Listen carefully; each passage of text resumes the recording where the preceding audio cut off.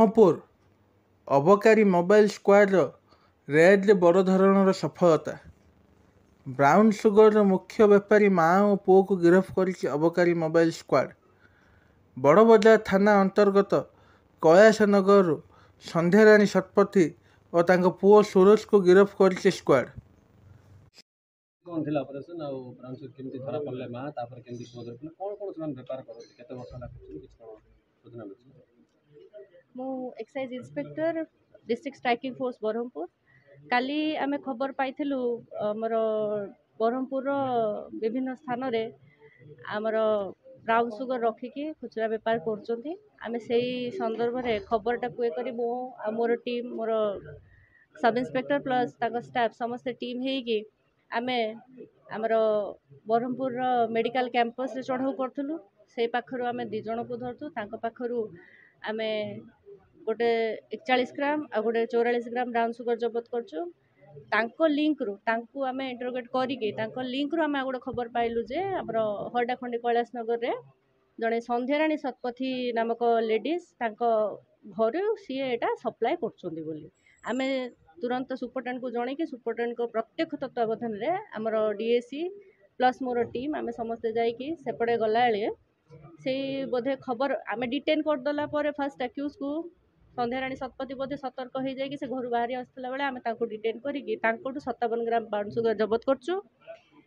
ତାପରେ କ୍ରମାନୁଯାୟୀ ଆମେ ତାଙ୍କ ଘରଟା ରେଡ୍ କଲାବେଳେ ତାଙ୍କ ପୁଅ ତାଙ୍କ ଘରେ ଏ ଯେଉଁ ଆମର ଡୁପ୍ଲିକେଟ୍ IMFL ଆମେ ପାଇଲୁ କ୍ୟାରାମେଲ୍ ପ୍ଲସ୍ ଅଲରେଡ଼ି ତିଆରି ହେଇଯାଇଥିବା ଡୁପ୍ଲିକେଟ୍ IMFL ସହିତ କିଛିଟା ଠିପି କିଛିଟା ଫେକ୍ ରୟାଲ ଷ୍ଟାକ୍ର ଲେବେଲ୍ ଆଉ ମଦ ବୋତଲ ଆମେ ତାଙ୍କ ଘରୁ ଜବତ କରୁଛୁ। ନକଲି ମଦ ବେସିକାଲି ଆମର ବ୍ରହ୍ମପୁର ରୁରାଲ ଏରିଆ ଗୁଡ଼ାରେ ସେମାନେ ସପ୍ଲାଏ କରୁଛନ୍ତି ଯେଉଁଠିକି ଲୋକମାନେ ଜାଣିପାରିବେନି ଅରିଜିନାଲ୍ ଆଉ ଫେକ୍ ଭିତରେ ଡିଫରେନ୍ସଟା ଜାଣିପାରୁନାହାନ୍ତି। ସେମାନେ ନିଜେ ତିଆରି କରିକି ସ୍ପେସିଆଲି ଯେଉଁ ଦିନ ଗୁଡ଼ା ଆମର ଦୋକାନ ବନ୍ଦ ରହୁଛି ସେଇ ଦିନ ମାନଙ୍କରେ ସେମାନେ ବେଶୀ ସପ୍ଲାଏ କରୁଛନ୍ତି। ସେସବୁ ଜାଗାରେ ଆମର ଗତ ମାସରେ କିଛିଟା ଜାଗାରେ ଚଢ଼ାଉ ହେଇଥିଲା ଆଉ ଏମିତି ରେଗୁଲାର ଚଢ଼ାଉ ହୁଏ ଆମ ପାଖକୁ ଯାହା ଖବର ଆସେ। ଦେଖନ୍ତୁ ସେ 2 ଜଣଙ୍କ ଠାରୁ ଲିଡ୍ ମିଳିକି ଆମେ ସନ୍ଧ୍ୟାରାଣୀ ଶତପଥୀଙ୍କୁ ଛଡ଼ାଉ ଆଜ୍ଞା ଡେନ୍ କିଏ ଭିତରେ ମେନ୍ କିଏ କଣ ଜଣା ପଡୁଛି? ନାଇଁ ତଦନ୍ତ ଚାଲିଛି କାରଣ ଏମାନେ ତାଠୁ ଆଣୁଥିଲେ ଏମାନେ ତାଠୁ ଆଣୁଥିଲେ ବୋଲି ସେତିକି ଆମ ତଦନ୍ତରୁ ଜଣାପଡ଼ୁଛି। ଏଇ ଯେଉଁ ପ୍ରଥମ 2 ଜଣ ଧରା ପଡ଼ିଲେ ବାବୁ ଦଳେଇ ଆଉ ଏସ୍ ନାରାୟଣ ପାତ୍ର ସନ୍ଧ୍ୟାଠୁ ଆଣୁଥିଲେ ବୋଲି ଜଣାପଡ଼ୁଛି। ତା ପର ଲିଙ୍କଟା ଆମେ ତଦନ୍ତ ଚଲେଇଛୁ। ସେଟା ବି ଆମେ ଏବେ ଯାଏଁ ଜାଣିପାରୁନୁ। ଆମେ ତାଙ୍କର କଲ୍ ରେକର୍ଡ ଏଟସେଟ୍ରା ଆମେ ଭେରିଫାଏ କରିକି ତଦନ୍ତ କରିବୁ। ବେସିକାଲି ଏମାନେ ଖୋର୍ଦ୍ଧାରୁ ଆଣୁଛନ୍ତି। ଖୋର୍ଦ୍ଧା ଯାଇକି ଆମ ଖବର ମୁତାବକ ସନ୍ଧ୍ୟାରାଣୀର ଆଉ ଗୋଟେ ପୁଅ ଅଛି ଯିଏକି ଏଇ ଡୁପ୍ଲିକେଟ୍ ମଦ ଆଉ ବ୍ରାଉନ୍ ସୁଗରରେ ଇନଭଲ୍ଭ ଅଛି। ସିଏ ବୋଧେ ନିଜେ ଯାଇକି ଆଣୁଛି ଖୋର୍ଦ୍ଧାରୁ ଚେଷ୍ଟା କରୁଛୁ ମେ ବି କହିହେବନି ତଦନ୍ତ ଆମେ କରୁଛୁ। ଆଜ୍ଞା ସନ୍ଧ୍ୟାରାଣୀଙ୍କ ଠାରୁ 50 ଗ୍ରାମରୁ ଉର୍ଦ୍ଧ୍ୱ ବ୍ରାଉନ୍ ସୁଗର ଜବତ ହୋଇଥିବା ବେଳେ ତାଙ୍କ ଘରେ ରେଡ୍ କଲାବେଳେ ବାହାରିଲା ଅନେକ ନକଲି ବିଦେଶୀ ମଦ।